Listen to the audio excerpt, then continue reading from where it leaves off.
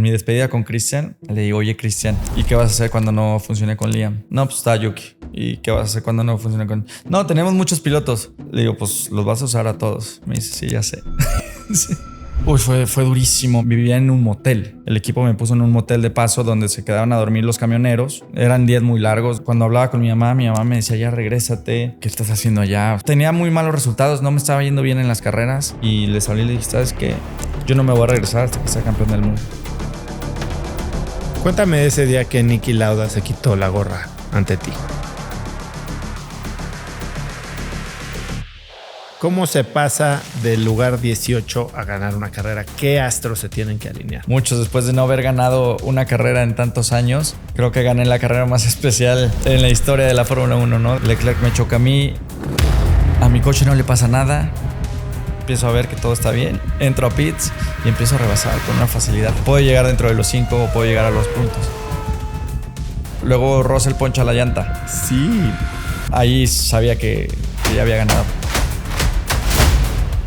Tenías la oportunidad de esperarte y de entrar a Ferrari. Sí. Pasas de ser el próximo campeón del mundo a ser el próximo fuera de la Fórmula 1. Sí, fue todo muy rápido. Empiezo a pelear el campeonato con Max. Gana él una carrera, yo otra, él una, yo otra. ¿Qué te reclamaban? Todo. Prácticamente todo. Si yo era más rápido que Max, era un problema. Si yo era más lento que Max, era un problema. Cuando la gente se quejaba de que si no te había dejado pasar, yo decía, a ver, se tiene que tener esa actitud de quererlas ganar todas para ser campeón del mundo. No, algo pasa con Max. Max es una excelente persona, pero algo pasa con él cuando está arriba del coche, se transforma. Checo, ¿a qué le tienes miedo hoy? Buena pregunta. Creo que ese tipo de cosas es un ejemplo de muchos, ¿no? De todo lo que le di a Red Bull. O sea, tuve tanto éxito en las circunstancias en las que estuve porque lo di absolutamente todo. Hola y bienvenidos a un nuevo episodio de Cracks Podcast. Yo soy Yoso Traba y entrevisto cada semana a las mentes más brillantes para dejarte algo único y práctico que puedas usar en tu vida diaria. Hoy arrancamos el año 2026 con una entrevista que llevo buscando muchísimo tiempo. Y una entrevista para la que hoy estamos en Guadalajara, en la oficina de nada más y nada menos que Checo Pérez, el piloto mexicano de Fórmula 1 más exitoso de todos los tiempos. Hay personas que conocemos por lo que hacen y otras que creemos conocer porque las vemos todos los fines de semana en una pista. Pero detrás del casco, de los titulares y de las expectativas de un país entero, hay un hombre que muy pocos han podido escuchar de verdad. Hoy quiero sentarme con él, no solo para hablar del coche, ni de la estrategia, ni de la última carrera, sino del ser humano que tuvo que sobrevivir a la presión, la soledad y al ruido para convertirse en uno de los pilotos más resilientes de su generación. Hoy vamos a conocer al Checo que casi nadie conoce, el niño que se fue solo a Alemania, el hombre que aprendió a levantarse cuando el mundo dudaba de él y a la mente detrás de uno de los competidores más ferozmente determinados del deporte mundial. Espero que disfrutes tanto como yo esta entrevista con Checo Pérez. Pues Checo, bienvenido a Cracks Podcast. Peinado y todo.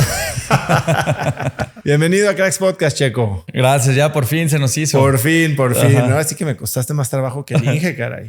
No, ya cuando vi al ingeniero ya sabía, ya no me podía negar. Ya tenía que venir. Oye, Checo, la verdad es que gracias por recibirnos en tu oficina. Sabía que si no te agarrábamos en este break va a ser difícil los próximos 2 años hacer una entrevista como la de hoy. Y quiero hablar mucho de lo que te ha traído hasta aquí y sobre todo lo que has aprendido en estos meses que has podido poner las cosas en perspectiva. Pero para romper el hielo un poquito, te oí decir que, y lo veo mucho en las fotos, sigo varias cuentas de relojes y eres gran fan de los relojes y te compras relojes cada vez que pasa algo especial. Sí. ¿Cuál fue el último y por qué lo compraste? El último fue un Patek verde que me compré. Siempre los marco. Normalmente los marco. Los grabas atrás. Sí. Y le puse sabático 2025. Siempre hay un buen pretexto. Sí.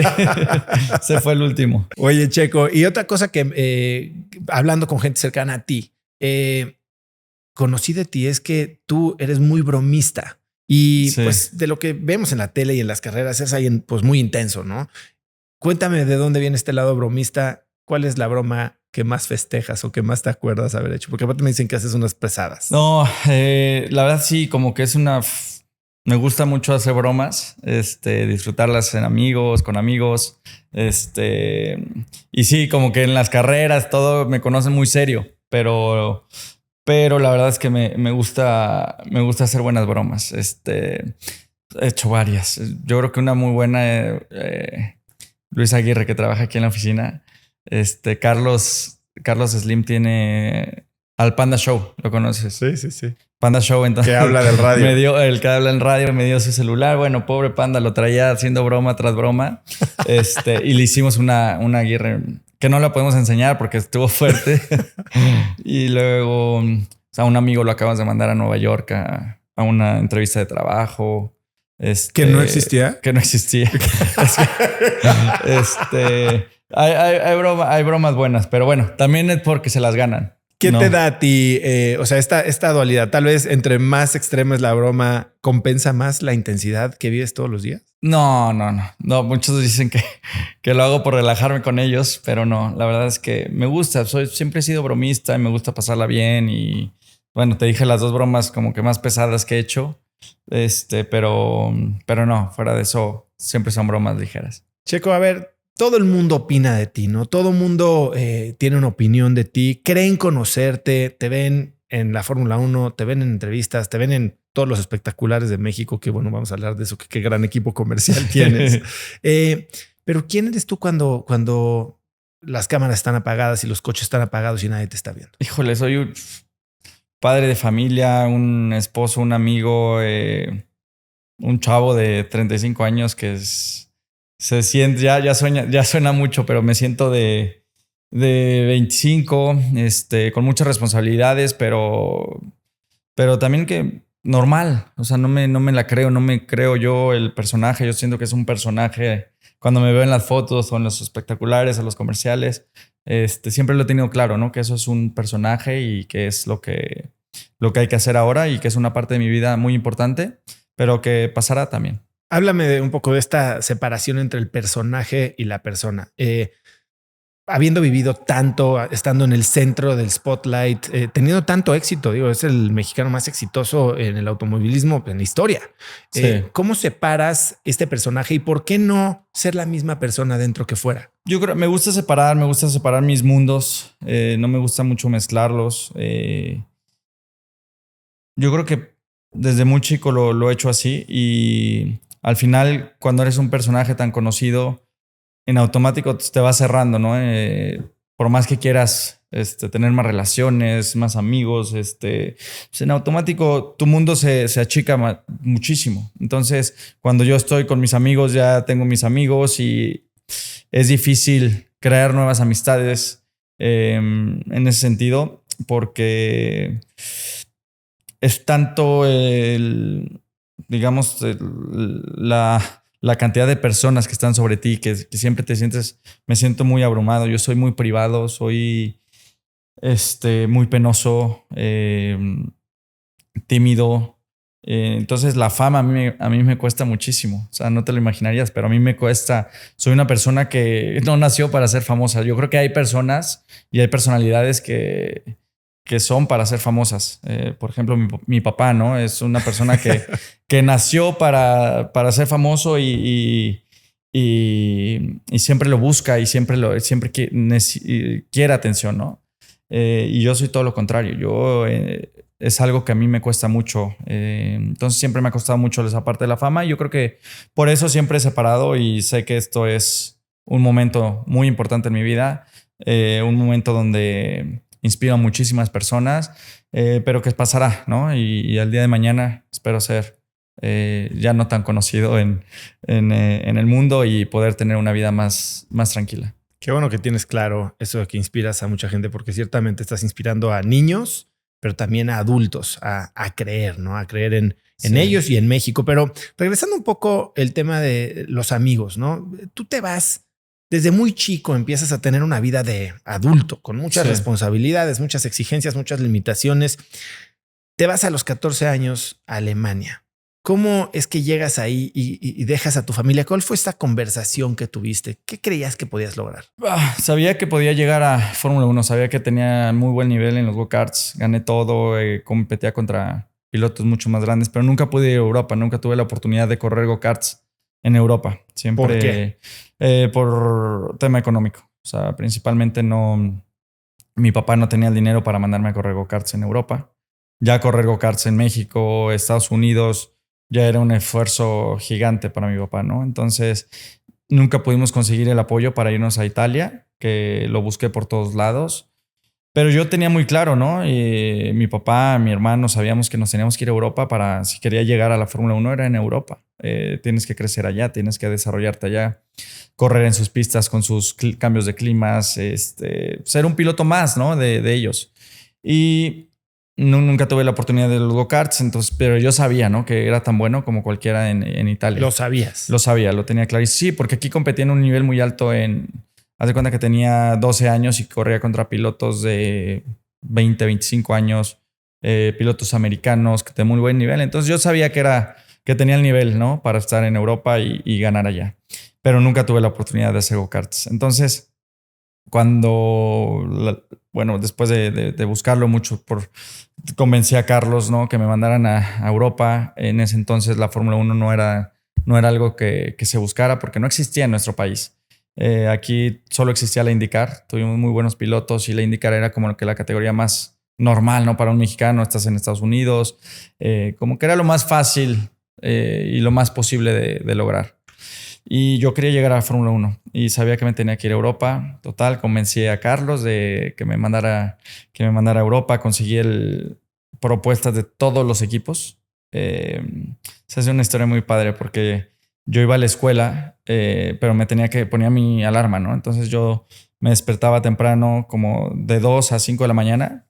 Estaba despierto para hablarle a los equipos, ¿no? Hablarles por cobrar a todos los equipos, uno por uno. Tenía ya la lista de todos los equipos. Entonces empezaba uno por uno. ¿Y cuál era tu pitch? Porque aparte dices propuestas, no era para que te pagaran, era para que te dejaran pagarles. Sí. Entonces, pues, son equipos que si no te conocen, imagínate un mexicano, les hablan muchos pilotos, entonces no hay mucho interés. Ya tienen sus equipos, ya esto era tarde en la temporada, porque con Carlos siempre íbamos tarde a todos los equipos.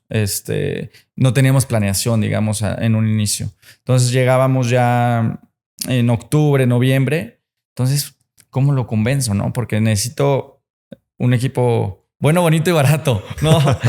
Pero ya no hay. Entonces les decía, oye, soy Sergio Pérez, hablaba muy mal inglés. Entonces era difícil, pero ya tenía mi línea muy clara, ¿no? Soy Sergio Pérez, tengo un patrocinador muy grande, el más grande de México, para llamar su atención, ¿no? Telmex, pero no tiene mucho dinero ahorita para invertir. entonces era, pues unos me colgaban, unos me mandaban una propuesta 2 semanas después, tal. Total, como a la semana, 2 semanas, llega mi mamá y me dice, oye, ¿qué estás haciendo?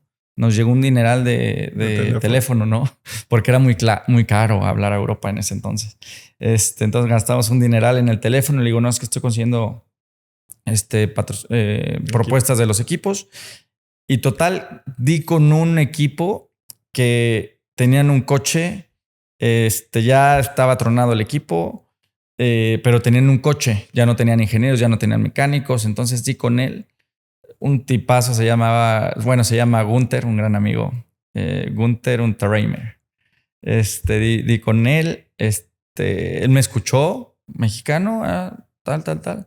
Le dije, sí, necesito que me mandes una propuesta, pero no tengo equipo, no importa, lo armamos, ármate algo. Búscate un ingeniero, un mecánico, total. Fue la propuesta más barata, pero por mucho. Y cuando la veo Carlos, dijo, ¿cómo conseguiste esto? Entonces, a partir de ahí, tuve la oportunidad de irme a Europa. Y mi papá tenía unas millas de todo lo que había viajado y nos daba para irnos de ida. De ida. Nos fuimos a Toluca, me llevó mi hermana. Ese día no iba mi mamá. No, me llevó mi papá y mi hermano porque tuvimos una fiesta de un amigo de mi papá. Total, me llevó a México, dormimos ahí y al día siguiente me llevaron a Toluca para yo irme a Alemania. Y así empezó la historia. Oye, ¿y tú te ibas sabiendo que cuál era la meta? ¿Ibas a regresar? ¿Estás dejando a tu familia atrás? Yo cuando me fui no era consciente. Yo me fui pensando que iba a ser amigo de todos los pilotos de Fórmula 1, que iba a estar en Europa y imagínate, ¿no? piensas en Europa y dices, bueno, Europa es lo mejor del mundo, entonces voy a estar en las mejores ciudades, me la voy a pasar padrísimo, va a ser una gran oportunidad, tal. Y cuando llegué a Europa y me di cuenta al pueblito que llegué en Alemania, era todo oscuro. ¿Qué hice? O sea, ¿en qué momento? Pero ya había un compromiso muy grande de parte de Carlos, ¿no? Que había confiado en mí para mandarme. Entonces yo ya tenía mucha responsabilidad en ese entonces. Ya no era un juego. Yo ya no podía regresarme y decir, ¿sabes qué? ¿Sabes qué, papá? Siempre no. Está muy frío esto. Está muy oscuro. Es muy difícil. Entonces, desde muy temprana edad, yo tenía una responsabilidad. Traía una carga muy fuerte y un compromiso muy grande. Bueno, voy a interrumpir esta entrevista muy rápidamente para recordarte que el lunes 12 de enero empezamos el reto Gana tu Mañana 2026. Son 10 días en los que te voy a enseñar los hábitos para ganar tu mañana, dominar tu día y diseñar tu vida con intención. Así que ve a ganaldia.com y suscríbete. Nos vemos el 12. Te he de decir que pasaste de tener una vida normal a ser un tipo totalmente solo en medio de la nada en el mundo. ¿Cómo manejaste esa soledad? Uy, fue durísimo. Mi primer año en Alemania, especialmente mis primeros meses, porque me fui, haz de cuenta que firmamos el contrato en noviembre y me conseguimos unas pruebas en diciembre. Entonces me fui en diciembre. Europa es muy frío, es muy oscuro. Entonces yo me acuerdo que vivía en un motel. El equipo me puso en un motel de paso donde se quedaban a dormir los camioneros y lo único que tenía era un Nintendo. Me compré un Nintendo. Y ya no veía a nadie hasta que había entrenamiento, hasta que había pruebas. Entonces estaba yo ahí, no sabía qué hacer. Eran días muy largos, dormía mucho durante casi todo el día. Tenía unos desfases de horarios muy grandes. Hablar a México era carísimo. Me acuerdo que Carlos en ese entonces prefería comprarme un celular allá que darme un celular de Telcel, de lo caro que era, ¿no? Porque tenía que pagar mucho. Entonces, mejor me compraban un celular de allá, pero era carísimo. O sea, te estoy hablando de que eran 50, 100 mil pesos de recibo sin problemas. Entonces, no podía hablar a México. Conectarme a internet, tenía que ir a los cibercafés, buscar uno, pero en el pueblito no había nada. Entonces, fue muy duro. Esos momentos fueron muy difíciles. Y ya después, cuando empezó el año y la temporada, el dueño del equipo como que me vio muy solo y me dijo, oye, voy a hacer un restaurante en el pueblito. Si quieres puedes vivir ahí va a vivir el chef. Y bueno, yo estaba feliz de irme al restaurante porque ya iba a tener al menos compañía, ¿no? Y sí, fue mucho mejor cuando ya vivía en el restaurante, vivía arriba del restaurante. Y bueno, también estaba muy solo, pero al menos ya había convivencia, ya había gente, le ayudaba mucho al chef. ¿Nunca pensaste tirar la toalla? Sí, claro que sí, muchísimas veces. ¿Cómo te deshacías de ese pensamiento? Al principio, en cuanto llegué, yo dije, ¿a qué me metí? ¿Qué es esto? ¿Dónde están los pilotos de Fórmula 1? Aquí no los voy a ver, pero en la vida. Entonces, cuando sí pensaba, dije, ¿sabes qué? Le hablaba, cuando hablaba con mi mamá me decía, ya regrésate, ¿qué estás haciendo allá? O sea, ¿qué le estás tirando? No estés allá solo, tal y tal. Y lo pensaba, decía, ¿sabes qué? Pues a ver, lo tengo que intentar, ya tengo, lo más difícil ya lo tengo, ¿no? Que es la oportunidad. Entonces, lo tengo que intentar. Mi hermano me empujaba mucho a quedarme porque él justo acaba de regresar de Europa. Ya no pudo seguir allá, ya no tuvo la oportunidad. Entonces me decían, aférrate, porque regresarte es lo más fácil que puedes hacer. Quédate allá, síguelo intentando. Y tenía un amigo, Picho Toledano, que estaba en las mismas que yo, pero él estaba en Francia. Hablábamos todo el día. Al final, cuando llegué al restaurante, ya tenía internet. Del vecino, ya tenía internet del vecino. Entonces ya podíamos platicar por chat y bueno, ya fue mucho más fácil ya una vez que estuve en el restaurante. Pero también tenía muy malos resultados, no me estaba yendo bien en las carreras. Ni siquiera me entendía con los ingenieros porque yo no hablaba inglés, ellos no hablaban inglés, todo era en alemán. Entonces la comunicación mucha falta de comunicación y mucha falta de paciencia, porque al final ellos no sabían por lo que yo estaba pasando y para ellos era un piloto más. Y tú también dices que por más que estabas sufriendo esta soledad, volteabas a tu alrededor y los otros pilotos de tu edad estaban viviendo lo mismo. Sí, bueno, no tanto porque como latino yo siempre he dicho, ¿no? El latino tiene un peso diferente. ¿Necesita más? Sí, totalmente. Yo creo que sí, por el tema de la soledad, que tú te tienes que ir a muy temprana edad. No es lo mismo regresar a tu casa con tu familia, con tus amigos, con tu vida que no te cambia tanto a regresar y estar totalmente solo, alejado de todo tu mundo. Eso tiene un precio muy, muy caro como latino que tienes que pagar para poder llegar a la Fórmula 1. ¿En qué momento hiciste ese compromiso contigo? ¿En qué momento, y no sé si llegó el día en el que dejaste de necesitar que te animaran? Sí, fue un día que estaba en Alemania que le hablé a mis papás. Ya estaba por regresarme, si no, sí. Y ¿sabes qué? Dije, no, ya tengo la oportunidad. Es lo que quiero, para lo que soy bueno. Lo más fácil es regresarme. Y les hablé y les dije, ¿sabes qué? Yo no me voy a regresar hasta que sea campeón del mundo. O sea, así les dije. Y se quedaron así como que y este loco nos va a hablar ahorita a los 5 días otra vez que se quiere regresar. Y ya a partir de allí se me quedó grabado eso y me quedé siempre ya con la visión de que, a ver, esto va a ser pasajero y esto va a pasar y los buenos momentos llegarán. ¿Y este cambio de pensamiento generó un cambio de actitud o de acción? O sea, ¿qué empezaste a hacer diferente? Una etapa de madurez, porque cuando llegué allá era muy niño, era un niño total. Entonces fue ahí como que hice un cambio, maduré, me di cuenta de la oportunidad que tenía porque platicaba con mis amigos alrededor, que estaban involucrados en el automovilismo, con mi hermano. Entonces me hicieron ser consciente de la oportunidad que tenía, ¿no? Que no vuelve a pasar, ¿no? Las oportunidades te llegan una vez en la vida.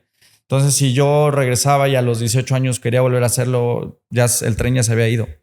Entonces sabía que era ahí, era ahorita y era intentarlo todo. Entonces también cambié mucho mi actitud con mi equipo. Pasé de ser un niño travieso porque hacía puras travesuras. Todo el tiempo estaba buscando a ver cómo entretenerme, ¿no? Entonces pasé como que de ser ese niño travieso a ya un adulto a muy temprana edad y ese fue un cambio importante. Oye, era una historia muy perra. Estamos como por noviembre, hace mucho frío en Alemania. Ya por fin conseguí la propuesta del mejor equipo, convencí a Carlos que nos vayamos al mejor equipo. Ya te vas a poder salir del restaurante. Ya me voy a Berlín. Entonces ya feliz, ¿no? Nos íbamos ya a probar con el equipo nuevo. Llego con mi asiento, porque en esas categorías tú viajas con tu asiento. Entonces ya llego con mi asiento. Saludo al ingeniero y me subo al camión. A ver, espera. De ahí viene el término de que no tienes asiento. Sí. Viajas con un asiento. En esas categorías sí.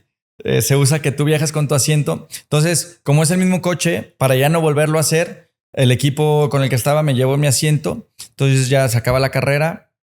Estábamos en Hockenheim y me llevó mi asiento. Me subo al camión del equipo. Tienen un motorhome por donde viajan por todas las carreras. Hola, Frank se llamaba el ingeniero. Hola, Frank. Yeah, I'm ready. Y ya me siento. Y hacía mucho frío, ¿no? Entonces como que a mí con el frío siempre me duermo. Entonces pues ya me subo con mi asiento y me duermo, ¿no? Hacíamos 3 horas a Berlín. Entonces ya cuando me despierto, estamos parados. Oye, ya llegamos. Y me dice, no, seguimos aquí. ¿Dónde está tu papá? Y digo, ¿cómo? Yo vengo solo. ¿Cómo que vienes solo? Le digo, sí, yo viajo solo a todos lados. Y seguíamos parados ahí en Alemania. ¿Por qué no me dices nada? Yo no pensé que ya sabías que yo viajaba solo por todos lados. Y esa fue una buena anécdota. Después de mucho, llegas a F1 y nos podemos ahorrar los altos y bajos que hubo muchos, ¿no? Y llegas a F1 y luego te enfrentas no solo con la realidad de la demanda de este deporte, sino con el riesgo de la muerte. Muy rápido te pones un llegue. Sí, en Mónaco. En Mónaco que te deja inconsciente, te deja varias semanas medio tocado de la cabeza, en el buen sentido. Sí. ¿Qué te hizo pensar? ¿Antes ya habías sentido el miedo? Ya. Yo ya sabía. Desde muy temprana edad, cuando tú estás en los go-karts, cuando tú estás en las categorías de abajo, sabes a lo que te estás dedicando. Sabes el riesgo que tienes.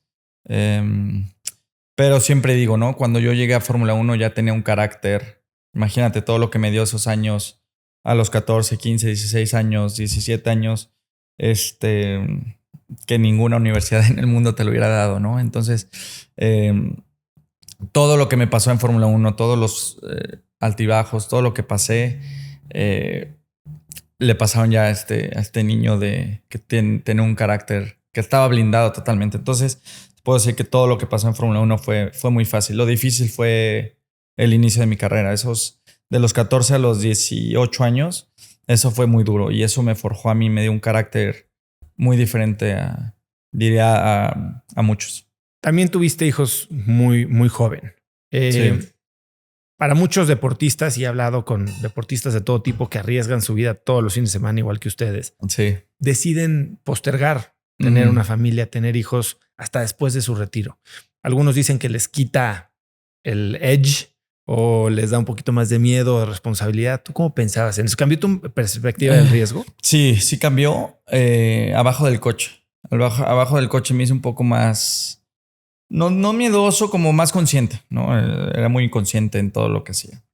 Por ejemplo, me aventé del bungee 20 veces. Ahorita ya no me dan ganas de aventarme del bungee. Pero dentro del coche no lo piensas. No piensas ni que eres papá, ni que eres hermano, ni que eres esposo. Solo piensas en... Es raro, pero cuando tú estás arriba del coche no piensas en el peligro que hay. Estás tan concentrado, tan enfocado en tu trabajo que no es algo que pienses. Pero abajo del coche sí. O cuando hay una turbulencia en un avión, a veces me reía. Bueno, me sigo riendo. No es algo que me mortifique, pero sí lo piensas más. Abajo del coche un poquito más. Cuéntame de ese día que Niki Lauda se quitó la gorra ante ti. Sí, Niki es un ejemplo para todos los pilotos, ¿no? Siempre fue un gran ejemplo.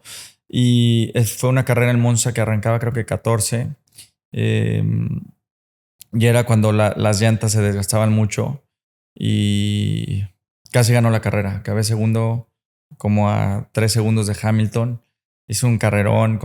Era piloto de Ferrari. Les gané a los Ferraris en Italia.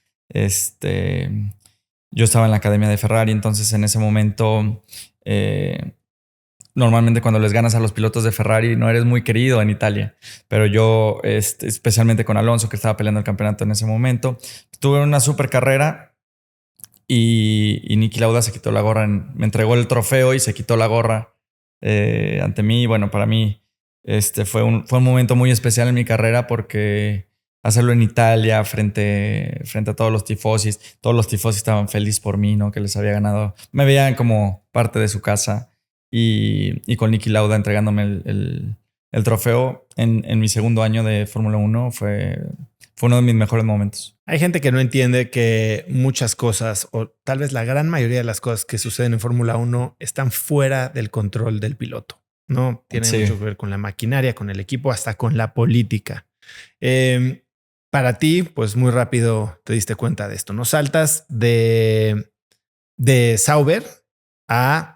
Bueno, tenías la oportunidad de esperarte y de entrar a Ferrari, como pintaba un poquito la carrera, y decides tomar una oportunidad de McLaren. Y dices una frase que a mí me impactó mucho, ¿no? Que pasas de ser el próximo campeón del mundo a ser el próximo fuera de la Fórmula 1. Sí, fue todo muy rápido.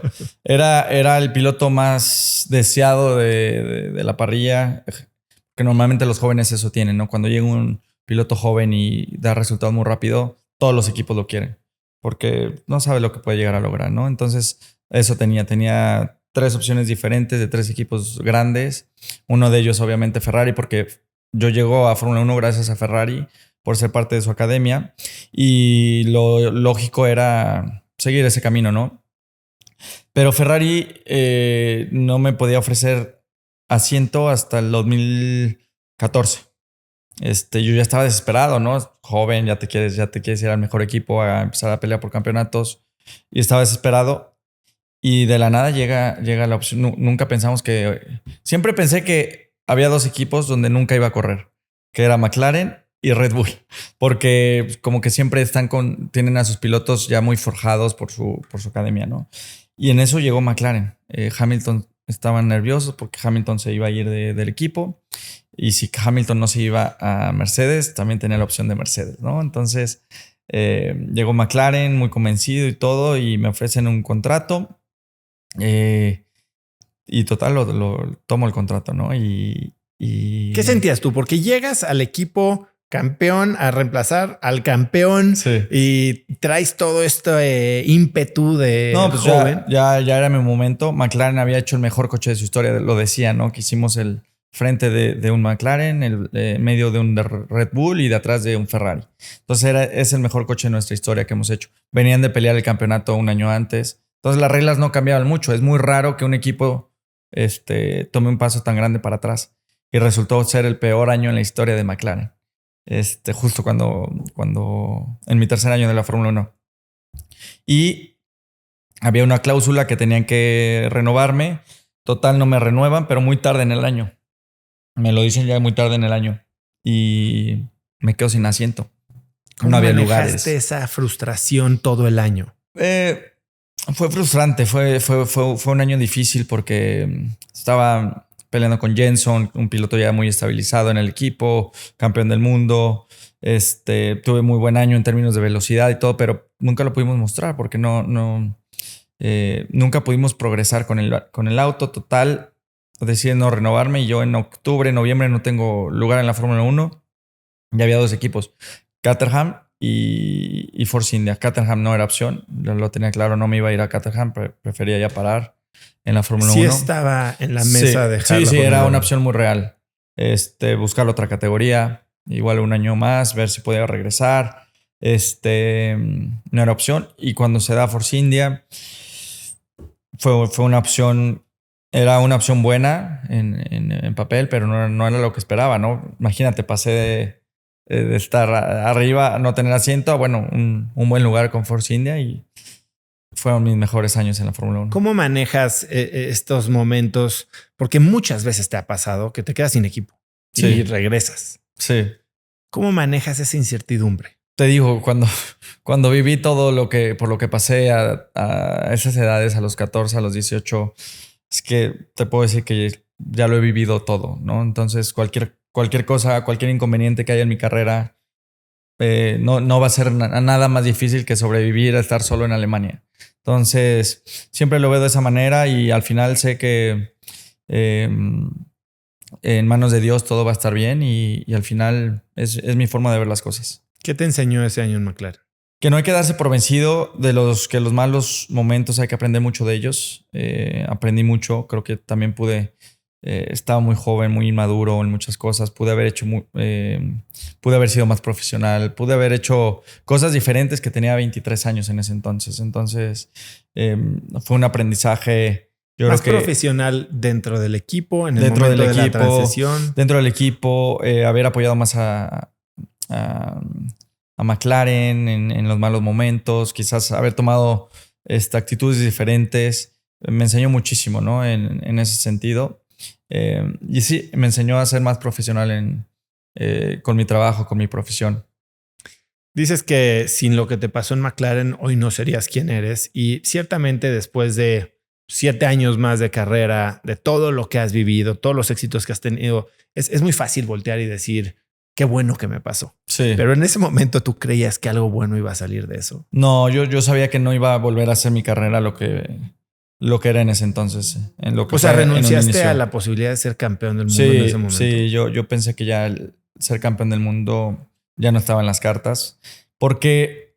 No porque no fuera bueno, sino porque regresar creas muchas dudas. La Fórmula 1 es de momentos, ¿no? Hay muchos pilotos muy buenos y no te explicas por qué un piloto tan bueno está en un equipo tan malo, y es porque su momento no está ahí, no ha llegado, no se le han alineado las estrellas, ¿no? Y en ese momento tenía todo alineado, ¿no? Tenía 3 equipos diferentes, podía yo escoger a cuál irme, y pasé a no tener asiento. Entonces, y en Force India fue año tras año. En mi tercera carrera hice podio, cosa que nunca hice en McLaren.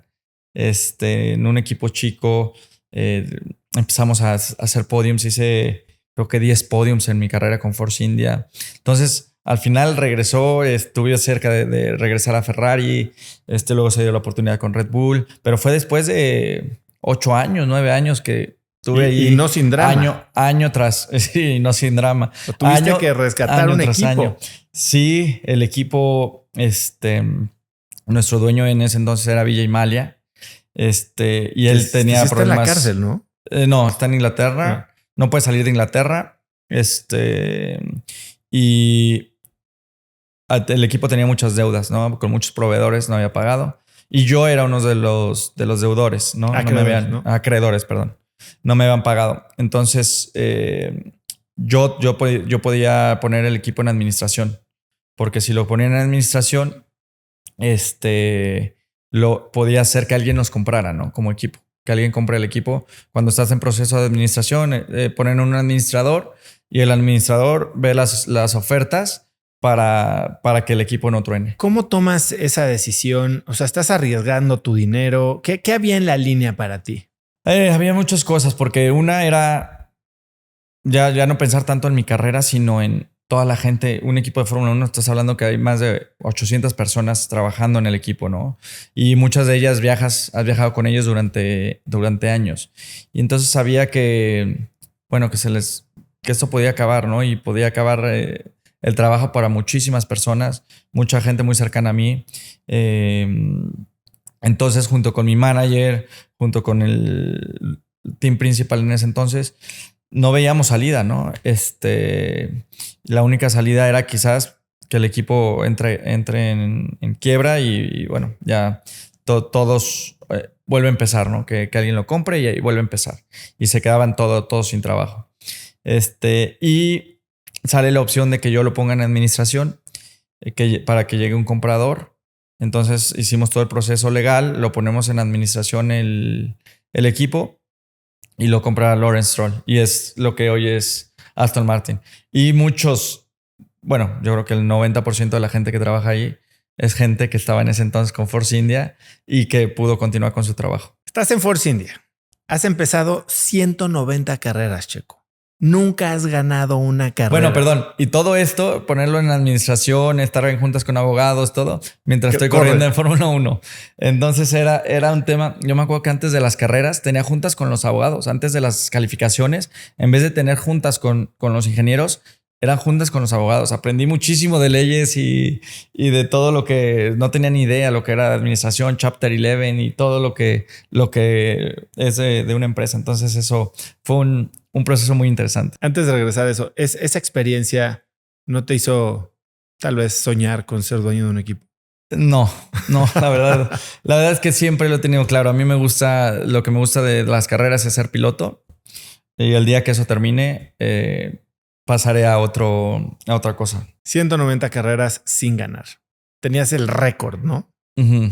¿Qué hace eso en tu cabeza? Digo, yo pienso en Hülkenberg sin haber hecho un podio en décadas y dices, tiene que pesarte en algún momento, ver a todo mundo pasar por la derecha y tener sus podios y tener sus triunfos y tú decir, yo lo he hecho todo y aún ese último logro se me escapa. ¿Cómo lo manejabas? Al final sabía, ¿no? Que era circunstancial, que no lo había hecho por circunstancias, nunca había tenido el coche para hacerlo. Pero sigue siendo duro. Sí, es duro porque es algo que no consigues en toda tu carrera, ¿no? Pero al final, dentro del mundo de la Fórmula 1 sabían que era tan bueno como... O sea, que no era por no ser bueno, ¿sí? Entonces eso me dejaba muy tranquilo. O por no ser un profesional o por no... disciplinado. Entonces esa parte me tenía tranquilo porque sabía que, bueno, no había llegado a la victoria porque nunca había tenido un coche capaz de hacerlo en todos estos años de la Fórmula 1.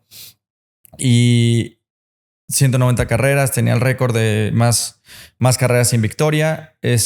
También no tenía equipo para el próximo año porque entró Lawrence Stroll, entonces habían contratado a Vettel y yo no tenía equipo para la próxima temporada. Checo, tú dices, es que yo ya había vivido todo. Esto te destruye. A cualquier persona normal, estás haciendo todo bien, salvas al equipo. no has ganado, pero estás corriendo muy bien en un coche que no da para más. Sí. Este discurso que tienes tú en la cabeza de decir, yo estoy seguro y totalmente, absolutamente seguro que estoy dándolo todo y lo que pasa fuera de mi control no es de mi control. O sea, es un trabajo muy profundo y que después lleguen y te digan, bueno, gracias, se queda mi hijo y viene el ex campeón del mundo y tú que hiciste todo esto, arréglatelas. Sí, a ver, primero sé muy consciente de que la Fórmula 1 así es de fría y así es de dura. Y dos, hay muchas cosas que como piloto no puedes controlar. Entonces yo soy muy consciente de eso. Yo hay muchas cosas que puedo controlar y en eso me enfoco, en lo que yo puedo controlar, ¿no? En ser mejor piloto, estar en la mejor forma física, ser un profesional con mi equipo, empujarlos, dar el buen feedback a los ingenieros. Eso yo puedo controlar. Todo lo demás, si tengo o no equipo, si hay contrato o no hay contrato, eso ya no lo puedo controlar yo. Entonces, bueno, decía, ¿sabes qué? Lo voy a disfrutar. Pueden ser mis últimas carreras en la Fórmula 1. He tenido una carrera increíble. Terminé cuarto en el Campeonato del Mundo. Dije, bueno, o sea, si aquí tiene que terminar, lo di todo hasta el último día. Y llegó Red Bull. Y bueno, llegas aquí. Llega la victoria, que esa también transformó. ¿Cómo se pasa del lugar 18 a ganar una carrera? ¿Qué astros se tienen que alinear? Muchos. Después de no haber ganado una carrera en tantos años, creo que gané la carrera más especial en la historia de la Fórmula 1, ¿no? De último a primero. En la arrancada vamos Max y Leclerc. Leclerc me choca a mí. Max choca en el muro. A mi coche no le pasa nada. Regreso, cambio de llantas. Y esa carrera fue muy interesante porque Bahrein es una carrera que degradas muchísimo las llantas. Pero esta era año COVID y entonces corrimos creo que 2 o 3 carreras en Bahrein. Pero cambiaron el circuito. Entonces pasamos de un circuito que tenía muchas curvas, mucha tracción, a un circuito que era mucho más rápido. Entonces yo después de las prácticas le digo al equipo, oye, este Bahrein es totalmente diferente, ¿eh? La degradación, aquí no hay degradación. Entonces quitemos todo el ala. Toda la aerodinámica de atrás para ir más rápido, ¿no? Todo el downforce. No, pero Bahrein es el circuito que más degrada en la historia de la Fórmula 1. Le digo, sí, pero este Bahrein es diferente. Quitémosle todo el downforce. No, pero es que estamos en Bahrein, esto vamos a degradar, vamos a estar cambiando. ¿Esto no lo decía la telemetría en las prácticas? No, porque todos llegamos a Bahrein y sabemos que Bahrein es el circuito más duro en los neumáticos, ¿no? El asfalto está totalmente abierto, entonces degrada muchísimo en las llantas. Pero yo sabía que era otro circuito, era mucha recta, curvas muy rápidas y no degradabas, ¿no? Tenían mucho tiempo de enfriar los neumáticos en las rectas. Entonces cambié totalmente el coche y sabía que tenía muy, muy buen coche para esa carrera. Y cuando me chocan, sabía que era mi oportunidad de esa carrera. Y cuando me chocan, dije, bueno, ya le pasó algo al coche, ¿no? Y entonces empiezo a ver que todo está bien. Entro a pits y empiezo a rebasar con una facilidad. Esta va a ser una buena carrera. Puedo llegar dentro de los 5 o puedo llegar a los puntos. Y ya de que llegan los puntos, luego top 5, luego top 2, luego top 1. ¿En qué momento supiste que podías ganar la carrera? Faltaban 8 vueltas y llevaba el mismo ritmo que Russell. Russell venía atrás en un Mercedes y le llevaba como 8 segundos y me descontaba como 4 décimas por vuelta. Entonces decía, bueno, va a llegar muy al final de la carrera, pero no le va a dar para pasarme porque va a degradar y yo tengo mucha velocidad punta. Entonces yo sabía que mientras no hiciera errores no me iba a pasar. Entonces yo en ese momento supe que podía ganar. Y cuando luego Russell poncha la llanta, se le poncha la llanta. Sí. Tiene que entrar a pits. Entonces ya ahí sabía que ya había ganado porque tenía como 10 segundos o algo así. Eres el primer mexicano en ganar una carrera en 50 años. 190 carreras habías empezado sin ganar. ¿Qué pasa dentro de ti? ¿Qué peso se libera de tu espalda? Yo me acuerdo ver esa carrera en vivo y verte llorar y asegurarte de que tu hijo te estuviera viendo. Sí, fue un momento increíble, ¿no? Cumplí mi sueño, ganar en la Fórmula 1. Era lo que había soñado durante muchísimo tiempo. Ya sabía lo que se sentía, ya lo que pasara iba a ser un bonus, ¿no? Y ya sabía también que si no llegaba a Red Bull ya tenía opciones para el siguiente año, ¿no? Estaba muy, muy demandado en ese momento como piloto porque gané carreras, era cuarto en el campeonato del mundo. Tenía ya 2 opciones diferentes para el próximo año. O sea, tenía que ser reserva un año y volver al siguiente. ¿Y tú hubieras hecho reserva? Sí, ahí sí. Porque te escuché decir que esta vez ya no volverías de reserva. No, ahorita no. Estaba en otro punto de mi carrera. Yo creo que así es la vida del deportista, ¿no? Depende en qué punto estés. Depende qué estés dispuesto a hacer también. Mónaco. Muy especial. Siempre soñé me acuerdo cuando fui con mi papá, estaba yo ya en Europa, en Alemania, y una vez me invitó mi papá a la carrera de Mónaco. Nos colamos a los pits, al paddock. Entonces era una carrera que soñaba con correr. Y luego ya, tuve un podium con Force India, que fue muy especial, en una carrera muy buena. Una carrera que en la lluvia y todo, y llegué al podium, ¿no? Entonces ya lo había conseguido. Pero ganar Mónaco es meterte a la historia del automovilismo, ¿no? Es una carrera que tienes la carrera de tu país y Mónaco, que todos los pilotos quieren ganar. Y sí, se dio, la ganamos y fue muy especial. Juani me dijo que te conoció en Mónaco o se encontraron en Mónaco cuando eras niño y que te apostó $10,000. Así ganabas una carrera. Sí, estaba René Hash, estábamos en un hotel y me dice René, te voy a conseguir un patrocinador, ven. Y estaba Juani. Yo no conocía a Juani. Me dice, mira, él lo tienes que patrocinar. Juani como que, o sea, sí, si ganas las próximas 3 carreras o 5 carreras, no me acuerdo. Yo estaba en la Fórmula 3 inglesa. Si ganas las próximas 3 carreras, me hablas y te patrocino. Va, así como para ya quitarse de mí. Entonces gano la primera, gano la segunda, gano la tercera. Y me acordé y le hablé a René, oye, ¿me pasas el celular de Juan? Y sí, ¿para qué? Es que gané las 3 carreras. Y a partir de ahí... 18 años. Llevamos, 18 años juntos. Hemos visto todo. Hoy Inter es una empresa enorme. Cuando empezamos no eran tan grandes y bueno, se volvió una familia, ¿no? Más que un patrocinador.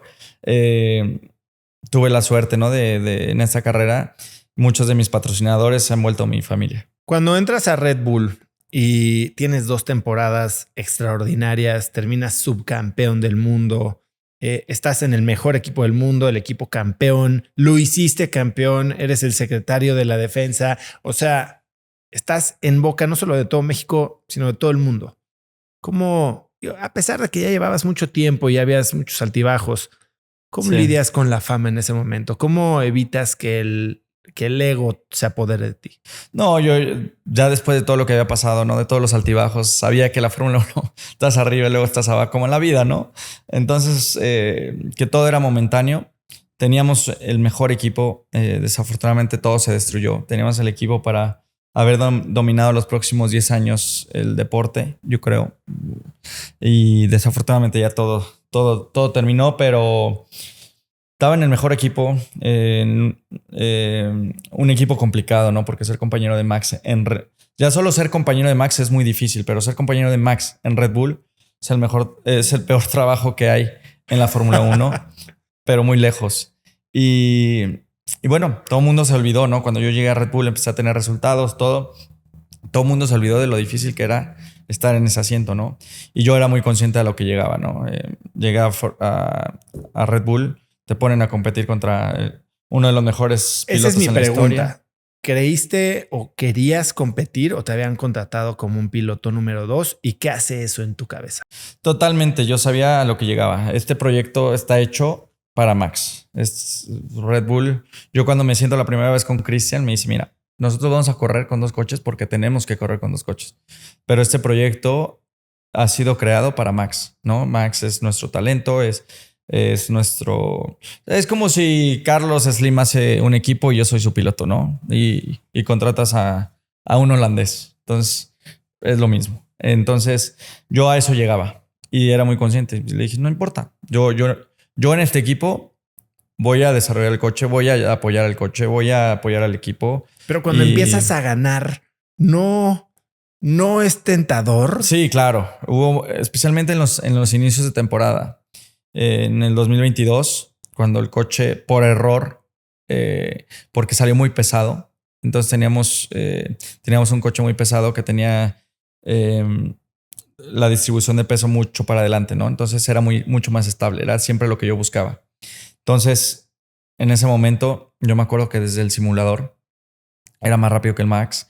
Ya llegaba a los fines de semana ya pensando en ganar la carrera y todo llegaba en automático, ¿no? Como piloto, cuando tú no tienes que estar pensando en cómo manejar, en el coche que te va a hacer, en automático viene todo, ¿no? Y entonces teníamos un coche que era quizá no tan al estilo de Max, y en el 2022 empecé a pelear el campeonato con él. Hasta que llegan las mejoras. Ya cuando llegan las mejoras, hay una dirección muy clara en la que se tiene que ir el equipo, y ahí es cuando yo empiezo a tener problemas, ¿no? Porque ya el coche ya no sé qué me va a hacer en la curva, ya estoy pensando en no chocar, empiezan los choques, empiezan los accidentes. No tienes el control al 100%, ¿no? Y luego 2023 pasa lo mismo, ¿no? El equipo hace un coche mucho más estable para los dos pilotos, pero en cuanto llegan las mejoras, en el 2023 sí empiezo a pelear el campeonato con Max, gana él una carrera, yo otra, él una, yo otra. O sea, en las 4 carreras habíamos ganado él 2 y yo 2, ¿no? Entonces estábamos muy parejos. Y cuando llegamos ya que fue a Barcelona, de estar peleando un segundo por vuelta ya más lento. O sea, ya no controlaba yo el coche. Entonces ya empieza toda esta presión, ¿no? Toda esta presión que era muy dura porque, pues, ¿quién es el culpable? El piloto, ¿no? Porque no estás concentrado, porque estás haciendo muchos comerciales o porque estás en otras cosas cuando... ¿Qué te reclamaban? El equipo. ¿Pero que hacías muchos comerciales? Todo. Prácticamente todo. En Red Bull todo era un problema. Si era muy rápido, era un problema. Porque claro, se creaba un ambiente muy tenso en Red Bull. Si yo era más rápido que Max, era un problema. Si yo era más lento que Max, era un problema. Entonces, todo era un problema. Entonces ya también aprendí mucho, ¿no? Que bueno, es las circunstancias en las que estoy. En vez de quejarme, tengo que hacer lo mejor de esto y sacarle el mayor provecho posible. Pero aceptar que desde afuera todo México te reclama, la prensa de Fórmula 1 te critica y tú por dentro sabes que no hay mucho que puedas hacer, y es un año y el segundo año y se empieza a hablar de cancelar tu contrato. ¿Qué hace eso en tu mente? O sea, ¿tuviste temas de salud mental? ¿Te acercaste con alguien a que te apoyara? Sí. Bueno, primero en cuanto llegué a Red Bull, ¿no? En las primeras carreras, cuando no di resultados, lo que necesitas es un psicólogo, ¿no? Tienes que ir con un psicólogo. Yo abierto todo, claro que sí. Entonces hablo con el psicólogo y oye, ¿cómo te llamas? No, pues Sergio Pérez, tal y tal. Tú, tal y tal. ¿De dónde era? Un inglés. Le digo, oye, hoy no tengo tiempo para una sesión, pero nos hablamos, busquémosle hora, ¿no? Ah, perfecto. Y un día llego a la fábrica de Red Bull y me dice, oye, hay un recibo para ti. Y de 6,000 libras del psicólogo. Le digo, ¿se lo puedes mandar a Helmut, porfa? Él lo va a pagar. Fueron 6,000 libras de una llamada Entonces me dice Helmut, oye, ¿cómo te fue con...? Perfecto. Ya con esta sesión ya tenemos. Y ya así... Me curó. Así duramos 3 años, ¿no? Ya curado con el psicólogo. Empezaron a llegar los resultados. Bueno, total, funcionó la llamada. Y ya luego los últimos años, era tanto que decía, bueno, igual y sí necesito ayuda, ¿no? No están llegando los resultados. Le busqué por todos lados. Pero yo en el fondo sabía perfectamente que cuando tienes tú un coche que estás pensando en qué va a pasar, qué va a hacer, en qué curva vas a chocar, no puedes ir rápido. Y aparte tienes a todo tu equipo en contra. Públicamente era muy, muy difícil. Yo creo que solamente alguien tan fuerte mentalmente puede soportar algo así. Y me acuerdo cuando ya estaba en mi despedida con Christian, le digo, oye, Christian, ¿y qué vas a hacer cuando no funcione con Liam? No, pues está Yuki. ¿Y qué vas a hacer cuando no funcione con...? No, tenemos muchos pilotos. Le digo, pues los vas a usar a todos. Me dice, sí, ya sé. Sí. O sea, ya lo sabíamos, pero también fue tanto... tanta presión que pasó en ese año. Christian tuvo unos problemas, entonces como que también fue un poco que yo de distracción, yo era mucha la distracción, nadie hablaba de nada más que de mí, de mi performance, de lo mal que lo estaba haciendo. ¿Alguna vez te hicieron creerte la historia de que no podías? Sí, muchas veces. Pero yo siempre sabía que no era yo. ¿Nunca dudaste? Nunca, porque me acuerdo en una carrera, en Spa estaban por cancelarme el contrato, ¿no? Que es a mitad de año. No me lo cancelaron. Regresamos a Zandvoort. Yo ya me quejaba de mucho del coche. Regresamos a Zandvoort y Max se empieza a quejar de las mismas cosas que yo, ¿no? O sea, Max es el piloto que más puede aguantar que el coche de atrás no lo siente, ¿no? Tiene una forma de manejar que él no siente la parte de atrás. Entonces, cuando Max se queja de eso, es que está muy mal. Pésimo. Y en Italia dice Max, yo ya no puedo manejar este coche. Entonces yo dije, por fin nos van a escuchar. A la carrera siguiente, el equipo modifica el piso, me ponen el piso nuevo, ya con las modificaciones que pidió Max, me lo ponen a mí. Soy un segundo más rápido que todos en las prácticas, cuando me ponen ese piso en Baku. Y iba muy bien, todo iba muy bien. Califico. Bueno, peleé la carrera, ¿no? Iba a ganar esa carrera y fue cuando choco con Sainz, destrozo el coche en la última vuelta y no volví a tocar ese piso porque ya no llegaba. Ya quedaban muy pocas carreras y había uno. Y ya no, siguieron las mejoras, pero yo ya, como ya todo era para Max, entonces yo a partir de ahí yo ya iba 2, 3 carreras, 4 carreras, 5 carreras atrás. Y ya nunca volví a tener ese coche. ¿Qué hubiera pasado? Quién sabe. Y también yo creo que por algo pasan las cosas. Pero bueno, cuando pasó lo de Red Bull, obviamente me sentía triste, pero sabía en el fondo que era lo mejor que me había pasado. Y estaba muy en paz conmigo mismo porque le di todo al equipo y Red Bull me dio todo a mí. Y yo creo que tanto ellos están muy agradecidos que fui parte de su equipo como yo haber sido parte de Red Bull. Tengo una relación increíble con todos, con Shalem, el dueño de Red Bull, hablo una vez por semana. Yo creo que así es la vida y al final todo es base de resultados, pero siempre hay que ser agradecidos y estoy muy agradecido con Red Bull porque me cambió la vida. ¿Hay algo que aprenderle a Max, bueno y malo? Sí, mucho. Max es un piloto súper fuerte mentalmente, tiene una confianza muy grande en él, tiene un talento impresionante. Está enfocado en el deporte, en las carreras, en ser el mejor piloto y es una fuerza muy grande para el equipo. Empuja es un gran líder en el equipo. Y creo que lo malo también es su carácter. Cuando las cosas se le voltean, le cuesta mucho lidiar con ello. Bueno, como lo que pasó en Barcelona. Se bloquea, tiene esa parte que, bueno, yo creo que si no la tuviera no sería Max también. Cuando la gente se quejaba, y yo hablando desde un aficionado, se quejaba de que si no te había dejado pasar, que si no te recompensaba lo que habías hecho por él. Yo decía, a ver, se tiene que tener esa actitud de quererlas ganar todas para ser campeón del mundo. No, algo pasa con Max. Max es una excelente persona. Pero algo pasa con él cuando está arriba del coche, se transforma. Es otra persona. Y yo creo que traía algo en él que nunca lo sacó. Porque lo hablamos. Todos los problemas que hubo en ese año lo hablamos, lo platicamos y pensamos que ya había quedado atrás, ¿no? Todo el equipo pensó. Entonces todos quedamos sorprendidos de que lo sacó en ese momento. Dices que lo más difícil del trabajo de un piloto de Fórmula 1 es manejar la prensa. ¿Cómo se maneja la prensa? ¿Cómo, no sé, si se lidia, si se le da por su lado o si se bloquea por completo? Porque la Fórmula 1 tienes que jugar. La Fórmula 1 es una prensa que tiene mucha agenda. Está muy, muy metida con los pilotos, con los managers, con los equipos. Mucha está controlada por muchos equipos. Entonces tú adentro, pues sabes que no tiene mucha relevancia lo que pase, ¿no? Lo que se diga.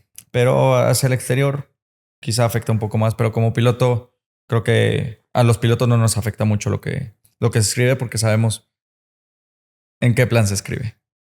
Pero cuando no solo es la prensa y son pues, tus amigos, gente que te conoce tu propio país, quien está hablando mal de ti. Sí. Híjole, yo creo que también también era complicado, ¿no? Porque tuve malos resultados, tuve muy buenos, pero creo que al final del día y hoy aún más, creo que ha sido mi mejor año en la Fórmula 1, el que no corrí y el que todo el mundo se dio cuenta del éxito que tuve, ¿no? Y hoy tiene mucho más valor. Pero se habla muy fácil porque yo me acuerdo una vez que estaba en Qatar, estaba peleando el subcampeonato del mundo con Hamilton.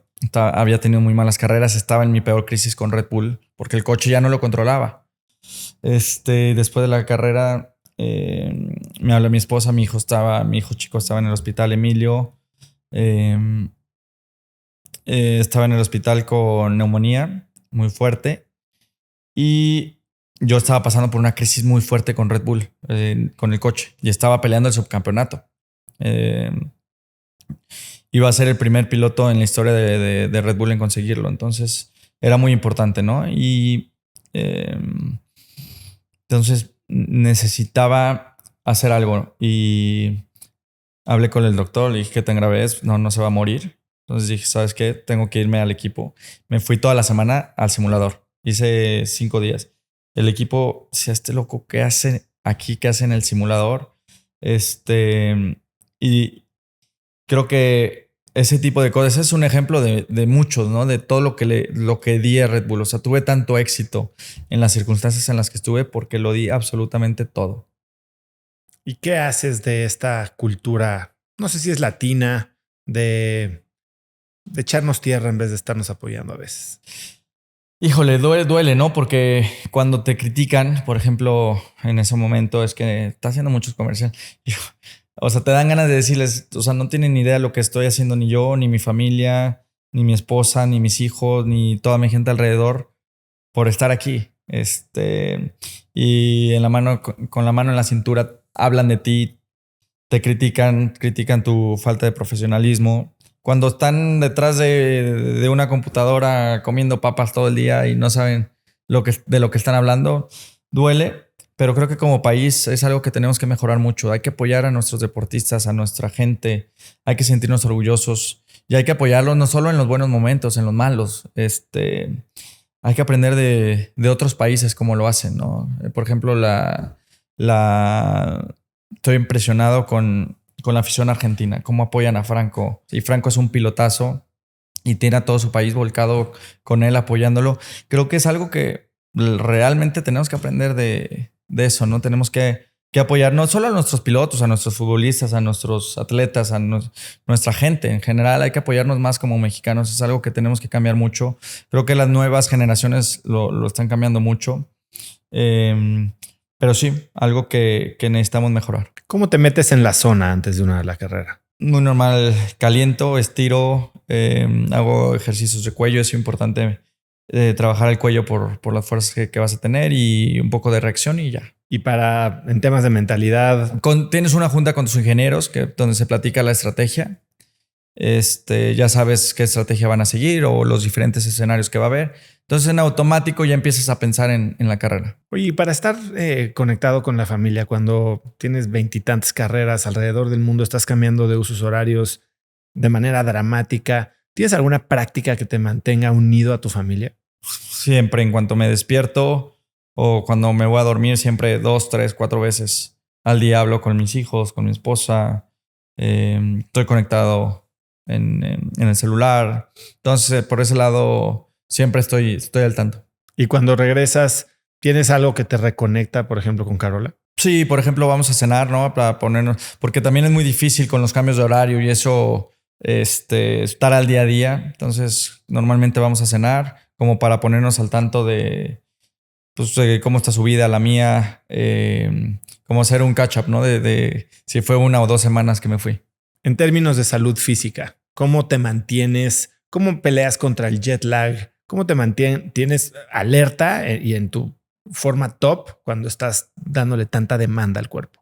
Hacemos un entrenamiento físico muy grande de pretemporada y durante la temporada es más de mantenernos, ¿no? Y nos ayuda mucho estar manejando el coche, estar muy bien hidratados es súper importante siempre, porque con tanto viaje el nivel de deshidratación, luego te enfermas, llegan todas estas cosas que en el año te enfermas unas 4 o 5 veces, ¿no? De todos los cambios de horario, cambios de clima, presiones, te enfermas. Entonces siempre es importante no caerte mucho en cada que te enfermas. ¿Qué hay en el termo? ¿Qué tipo de electrolitos tomas? Tenemos unas pastillas especiales que traen muy poca azúcar y esa es la que tomamos dependiendo del viaje, pero si es un viaje largo a veces tomamos hasta 3 y mucho líquido. Hablando de patrocinadores, creo que una de las cosas que has hecho más exitosamente en tu carrera, además de ser un gran atleta, es esta relación con patrocinadores y mucho más allá de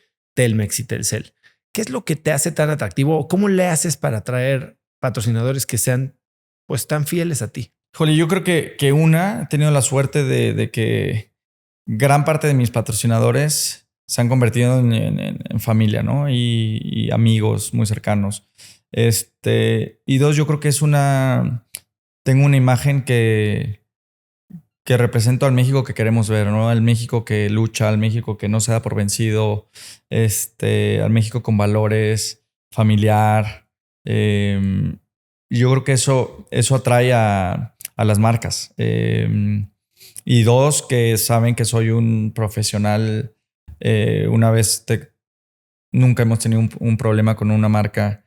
Yo creo que hemos estado con más de, no sé, 100 marcas y nunca hemos tenido un problema, una demanda por falta de que no hayamos cumplido el contrato. Eso sí, no te regalo un minuto más, pero los minutos se cumplen como se tienen que cumplir, la imagen, todo lo hacemos muy profesional. Y yo creo que eso es algo que se valora mucho en las marcas. Algo que también me llama mucho la atención que has hecho es, tú no eres de estos atletas que están muy abiertos y hasta proactivos en hacer asociaciones, ¿no? Hiciste Kavak, hiciste Shades, hiciste la proteína, muchas cosas. ¿Cómo piensas tú en las inversiones que haces? Y no precisamente con tu dinero, porque seguramente tienes una estrategia y asesoría financiera muy profesional y potente, pero en lo que tú aportas tu marca, ¿con qué empresas te gusta trabajar? Que compartan los mismos valores que yo, que vean mucho por su país, por su gente y que sean empresas que quieran apoyar a nuestro país. Eso para mí, soy muy patriota, amo mi país profundamente. Mi papá siempre nos enseñó esa parte, ¿no? de amar con locura a nuestro país y para mí esa yo creo que es la principal razón, ¿no? Y me gusta la gente que se echa para adelante, que le echa ganas y aunque no sea el mejor proyecto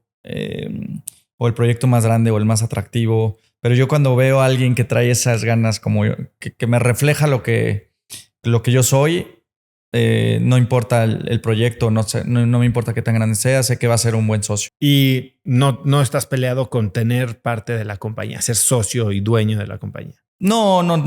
Yo creo que son 2 escenarios. Al final siempre es bueno tener un poquito de todo y no estoy peleado. No estoy peleado. Si es alguien con quien comparto la visión, no tengo problema en asociarme. ¿Sientes un peso emocional de representar a México? No un peso, pero sí te diría que una responsabilidad. Sí, como que cada vez soy más consciente de lo que represento para la gente en nuestro país. Bueno, para mucha gente en nuestro país, que me ven como inspiración. O quizá un niño enfermo que le mande un video y le cambie la cara, le cambie su día. Como piloto, como atleta, tú no eres consciente de eso, ¿no? Tú estás enfocado en tu trabajo y no eres tan consciente de lo que la gente siente por ti. Entonces, por ese lado, yo quiero dejar mi legado y quiero que el día que me vaya sepan que pueden lograr sus sueños, que alguien con las carencias que tuvimos como familia, que llegó a un deporte tan difícil, luchando como familia, creo que Eso es lo que yo quiero dejarle a las nuevas generaciones que pueden lograrlo. Y a ver, algo importante. Sí, ahorita dices, sí, claro, llegaste a Fórmula 1, todo el éxito que tuviste. Pero si no hubiera llegado, si no lo hubiera conseguido, aprendí tanto que hubiera logrado tantas otras cosas, ¿no? ¿Por qué? Porque me atreví a luchar, me mantuve en Alemania cuando me tenía que haber regresado. Y creo que eso es lo importante, porque para mí el éxito no se define en los trofeos, en lo que consigues, sino en luchar por tus sueños. Entonces, yo creo que mientras luches por tus sueños, al final va a haber muchas caídas como las que tuve, pero mientras tú des todo de ti, te prepares y no nomás busques cumplir, porque hay muchísima gente que te puede cumplir, pero cuando ves a alguien que tiene un problema y se viene 5 días al simulador y deja a su hijo en el hospital, dices, este es diferente, ¿no? Este tiene algo diferente. Entonces, creo que es cuando encuentras esa parte o alguien así, no hay que dejarlo ir. Oye, Checo, a ver, tu hijo chiquito le da los karts, le da muy bien. Asumamos que tiene el talento que tú tenías. ¿Apoyarías una carrera así? ¿O qué sacrificio te gustaría que no tuviera que hacer él? No, ay, híjole, como papá a veces dices, quiero proteger a mi hijo que no tenga que hacer nada en su vida, ¿no? Que todo sea felicidad, que todo sea fácil. Pero soy consciente que eso es hacerle el mayor daño a tu hijo, ¿no? Es como... Porque al final yo creo que la vida, la felicidad del ser humano está en conseguir tus cosas, conseguir tus metas, luchar, darte en la madre, que no te salgan las cosas, llorar, que te cueste lágrimas las cosas. Eso para mí es la felicidad, ¿no? Entonces es ahí cuando valoras las cosas, cuando eres consciente del mundo, cuando te vuelves consciente del que lado de ti no lo está pasando igual que tú. Entonces a mí me encantaría apoyarlos, cualquiera que sea su sueño, lo voy a apoyar, pero lo tiene que hacer él y lo tiene que luchar él y lo tiene que querer él y él sabe que cuesta mucho. Dices que este ha sido tu mejor año en Fórmula 1 y no pisaste un circuito. Sí. Te extrañamos mucho en México, ahí todo el mundo lo mencionó. ¿Qué has hecho este año? Híjole, se me pasó volando. Viajé mucho, fui a África 2 veces, me encantó África, su cultura, la tranquilidad de los paisajes, los animales. Ya me urge volver otra vez, quiero volver a ir pronto, pero bueno, ahora ya será más difícil. En los próximos años al menos, disfruté muchísimo de mis hijos, hice muchos viajes con ellos, con amigos, estuve más de 3 semanas en un lugar, algo que nunca había hecho en mi vida. Pero me faltó por hacer muchas cosas, ¿no? Quería aprovechar este año para dejar mucho más organizado mi family office, que me quise dedicar mucho más al golf. No me pude dedicar tanto al golf. Al final acabé trabajando mucho más de lo que pensaba. Y cuando me di cuenta ya estaba de regreso, ya tenía compromiso con el equipo. Entonces se me pasó muy rápido, pero aprendí mucho también del deporte y que lo principal que tenemos que hacer en la vida es disfrutar lo que hacemos, porque somos tan competitivos y yo creo que también para lograr tus cosas estás pensando siempre en las carreras, estás pensando en tu próximo contrato, en tu próxima carrera, en tu próximo ganas y ya estás pensando en la próxima carrera, porque así es la Fórmula 1, así, y entonces así se vuelve tu vida. Entonces te olvidas un poco de lo principal, que es disfrutar del viaje. ¿Crees que esa es la forma en la que eres más diferente hoy que hace un año? Totalmente. Yo creo que me dejé llevar muchísimo, o bueno, me metí muchísimo al mundo de la Fórmula 1, de la competición, de que todo era lo que sigue. Tienes una mala carrera, prepara la siguiente. Pero esa victoria. Es la chamba, ¿no? Así es. Pero no hay que olvidarse de disfrutarla.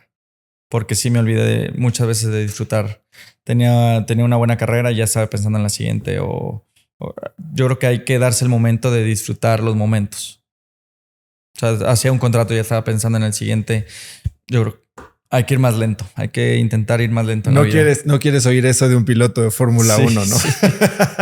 pero es que es verdad. La verdad es que eso he aprendido. Hay que ir más lento en la vida y disfrutar de los buenos y los malos momentos. Porque también los malos momentos pasan muy rápido. Es como que yo miro atrás en mi carrera y digo, me hubiera gustado disfrutarla más. Regresas a Cadillac. ¿Qué esperas de, no sé si es tu último stint? Sí, sin duda, es mi último stint. Me encantaría retirarme con Cadillac, dejándolo como un equipo potente en la Fórmula 1, uno de los equipos más grandes. Es un proyecto grande, son organizaciones muy grandes que toman mucho tiempo de aquí a que todo el mundo está en su lugar. Tomará tiempo, pero tenemos, creo que todos los ingredientes para que este equipo sea uno de los más grandes en la Fórmula 1 en los próximos años. ¿Qué quieres lograr a nivel personal? Disfrutarlo, disfrutarlo mucho con mi familia, con mis hijos. Ellos han sido una parte muy importante de que yo regrese porque... Entiendo que tus hijos te querían ver de regreso. No sé si eso significa que quieren que te salgas de la casa un año. Creo que las dos. Yo creo que las dos, pero a Checo, especialmente mi hijo grande, le dolió muchísimo cómo fue la salida de Red Bull, ¿no? Entonces él quería que regresara, entonces fue una de las razones principales. Regresar a disfrutar mucho con ellos, que me vean correr.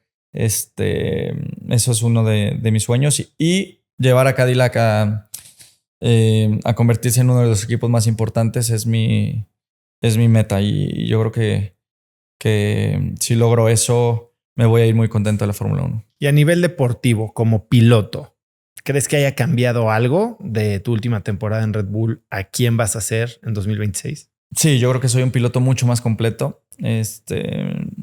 Aprendí muchísimo. Me di cuenta cuando manejé ahorita el Ferrari, me sorprendí en tres runs. Ya estaba en los tiempos porque es un coche mucho más natural de manejar. Entonces me di cuenta que bueno, sí era el coche y que voy a ser muy competitivo y que no he dejado de ser tan bueno como era. Entonces que seguro como piloto voy a ser muy bueno, pero también en la forma que voy a empujar al equipo he aprendido muchísimo en los últimos años. Háblame un poco del trabajo que haces con la fundación, porque sé que es algo a lo que le dedicas mucho, ya tienes muchos años con ella. ¿Cuál es el proyecto que más te emociona de la fundación?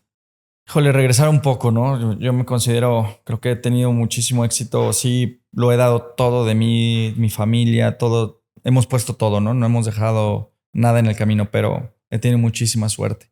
Yo creo que Dios me ha puesto en ese camino para algo, entonces para mí es muy importante regresar.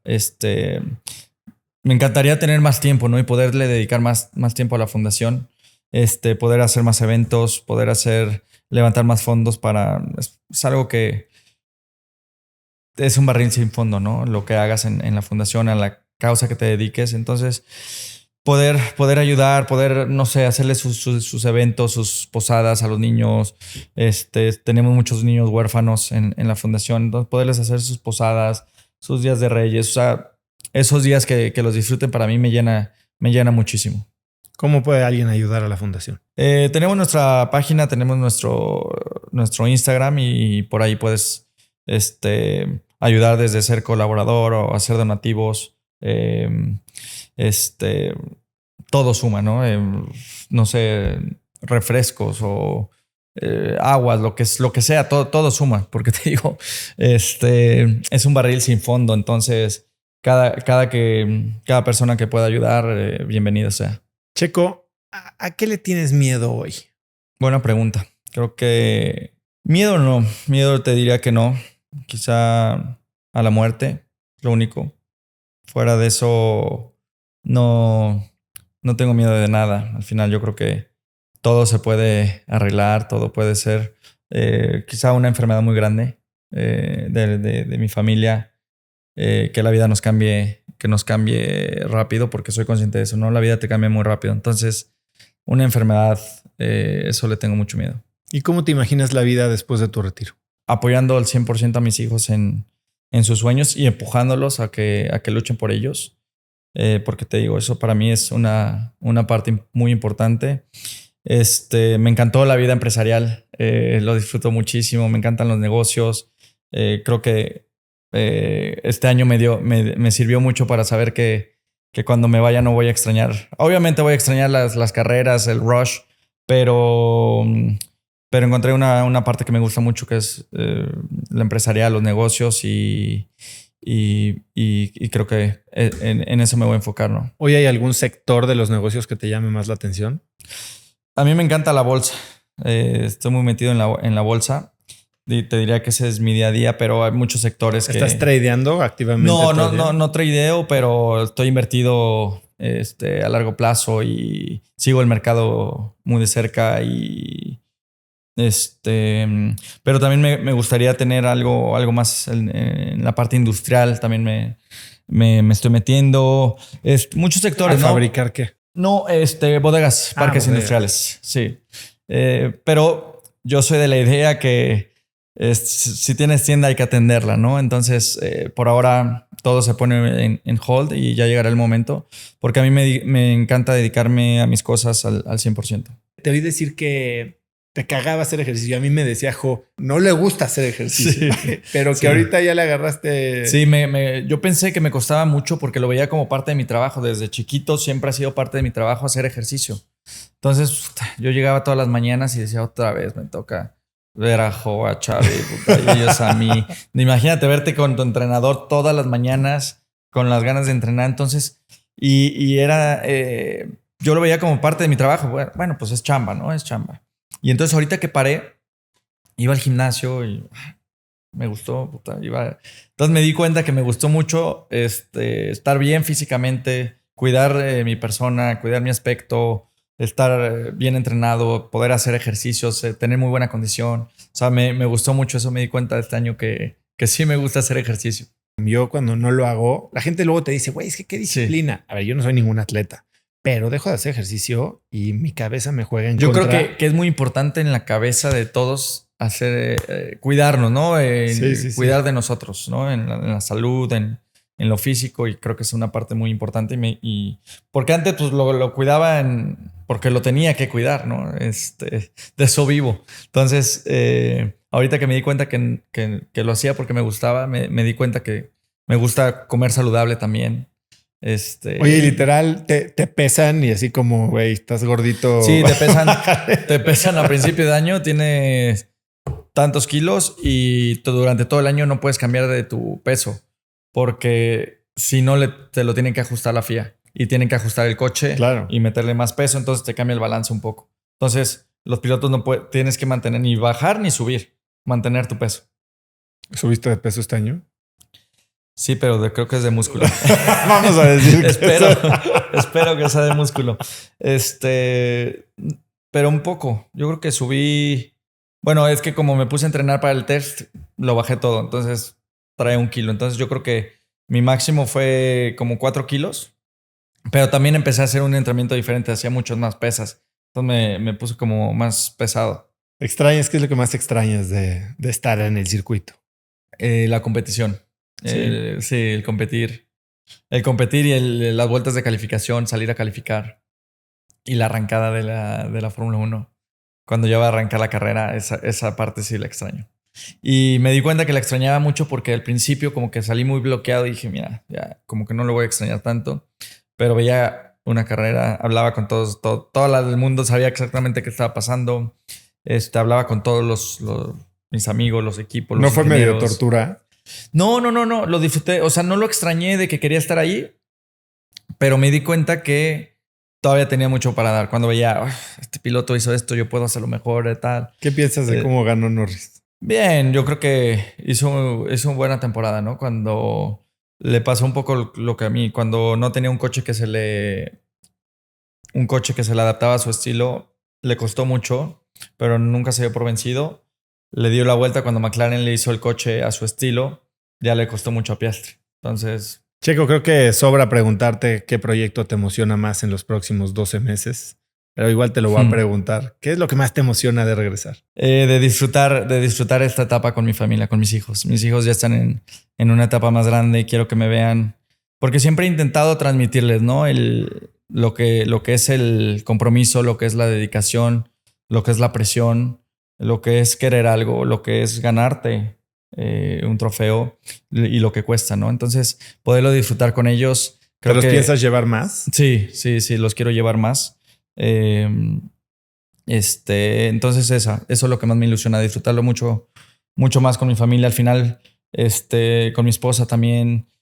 Fue tanta la presión que hubo en Red Bull que nos olvidamos muchísimo de disfrutar. Y para cerrar, Checo, si pudieras escribir un mensaje en el cielo para que millones de personas lo vieran, ¿qué diría? Híjole, que hay que luchar por nuestros sueños muchísimo, que vale mucho la pena y que no hay que olvidarnos que lo más importante es ser feliz. O never give up, ¿no? Y never give up. Y que se alejen de las drogas y de las redes sociales. Las redes sociales. Tú no eres muy activo en redes sociales. No muy activo, pero creo que son algo muy malo para la sociedad, especialmente para las nuevas generaciones. No hay mucha competencia. Todos tenemos una vida perfecta en las redes sociales y creo que eso no es la vida. No, eso no es la vida y a nosotros somos afortunados, ¿no? Que nos tocó el antes y el después. Pero sí lo vemos. Pero ahora con nuestros hijos, yo lo veo lo difícil que es que se animen a fracasar, a tener un error, porque todos están listos para juzgarlos. Tienen lo que tú tienes como piloto de Fórmula 1 al mundo viéndolos, pero en su propio microcosmos. Entonces, que se olviden de las redes sociales, que es todo falso. No existe, eso no es la vida real. Que es muy importante eso. Pues Checo, gracias por el tiempo. La verdad es que tenía muchas ganas de platicar contigo. Para mí, como fan, como admirador, como mexicano, gracias. Eres un crack. Gracias y por felicidades por tu podcast. Haces una gran labor por nuestro país. Me encantan tus entrevistas y felicidades por lo que haces. Se ve que lo disfrutas mucho. Lo disfruto mucho. A veces se nos olvida también tantito, pero tanto que no tanto. Sí. Muchas gracias, Checo. Gracias por recibirnos. Gracias. Muchas gracias por escuchar este episodio. Y antes de irme, no olvides que si quieres recibir un correo muy corto, pero cargado de valor, de mi parte todos los días, de lunes a viernes, puedes registrarte para recibir Oso Traba Daily. Todos los días estaré compartiendo alguna noticia, alguna lección, alguna herramienta que pueden ayudarte a ti a mejorar tu negocio, a crecer tu empresa, a ser más productivo y a tener una vida más plena en general. Así que si no te quieres perder de esta información cargada de valor para ti, simplemente ve a cracks.la/correo, déjame tu mail y muy pronto voy a estar en tu inbox. Eso es todo por hoy. Yo soy Oso Traba y espero que tengas una semana de cracks.